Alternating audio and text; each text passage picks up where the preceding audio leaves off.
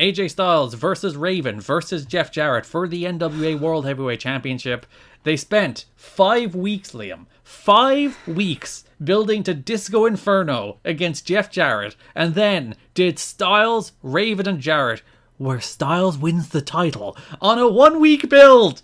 So, for those who listened to the watch along, know that this went down very well with me. I don't think anything in TNA history. We've covered a year of TNA now. And we've covered 6 months of 2010. We're doing Ring Cat King. We've done all this so far. Nothing broke you as much as the end of this match. And I think what... You cannot find the words. It's just truly a baffling choice.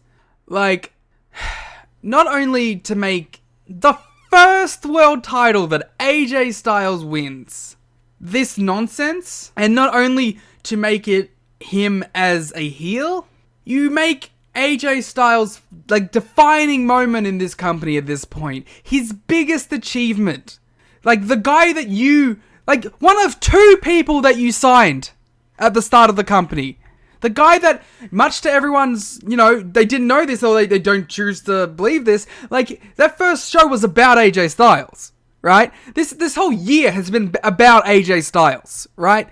It's your guy. Firmly your guy. You've brought him up to this level. He's competing for the NWA title. He is winning the NWA title. This should be a big, giant, crowning moment for the company because it proves that you can raise up your own talent against all these ex-WWE, ex-WCW, ex-ECW guys, and you make it about Vince Russo.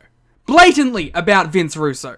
And then the next week, he's crowning like, oh, it's AJ Styles, new NWA champion. The whole segment is about Vince Russo. There's a point in that segment where Vince Russo literally steps in front of him to cut the promo. Because this is about Vince Russo. And I don't even mind Vince Russo being a focal point on the show because I think Vince Russo is a charismatic character. But this is the same thing that we saw with the 2010 AJ Flair stuff where it's Flair eating up AJ's push. This is Vince Russo eating up AJ's push, which is way worse because it's Vince Russo and not Ric Flair. This is so stupid. Like, to make AJ Styles' TNA crowning moment about Vince Russo. It's unfathomable. There's no reason to do this. You can have the swerve, but still make it about AJ. And probably don't do it in his first title win. His first world title win. It's very silly. You watch it and it's impossible to like... I know that Russo has his defenders, trust me, I've been talking to him. But I don't think there's any defense of this. Unless you liked it. And then you're like, come on, defend it. Well, you know, it's very good for No, there really is no defense of it. Like, it just... The booking of AJ in, like, 2003, basically since he went heavyweight, where he started feuding with Jarrett, lost to Jarrett, had that like weird feud with Larry Zbyszko, he had like a tag team with D'Lo Brown that broke up for no reason, and then like 2 weeks after they broke up that tag team, we didn't mention it, AJ did become #1 contender by beating D'Lo in a very good match, by the way. That AJ D'Lo match on the June 4th match, that match rocked. And, you know, Raven helped him win. Yeah, Raven helped him win. Then Raven got into the match because Jarrett promised him a title match, which is why it became a triple threat. And, like, the booking of Styles, he just turns. Like, he was a heel for the first, like, 4 months of the year, then turned babyface to team with D'Lo, agreed to break up with D'Lo, turned heel again.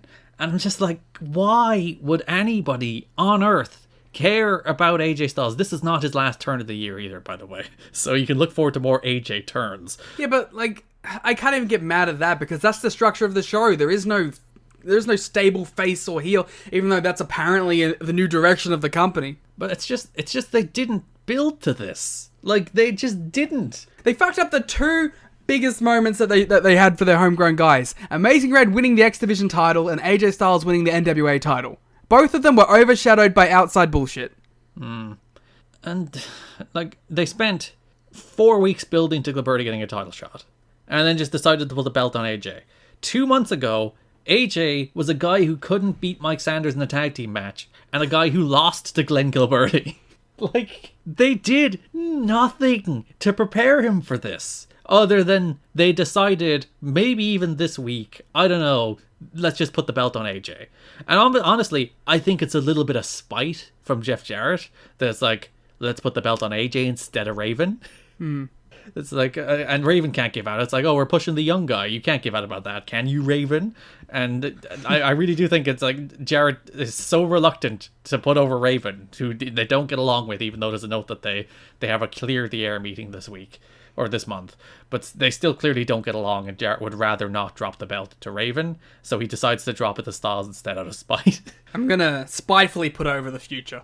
Yeah, it's just, we should mention Shane Douglas made his TNA debut in this match. Which I'm happy about, because he feels like a name.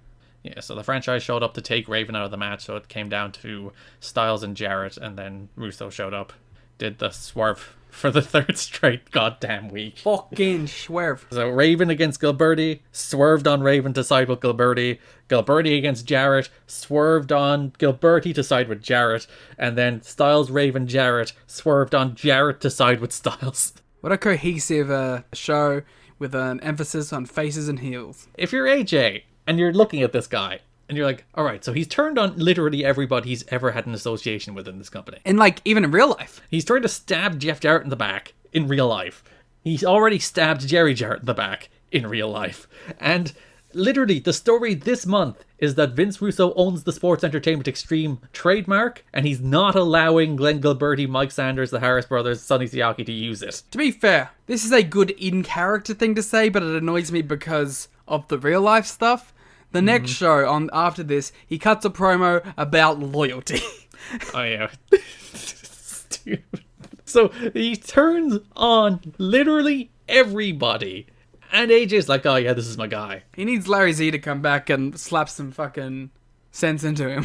You know, Larry Z beating the shit out of Vince Russo would be very enjoyable. And taking AJ back.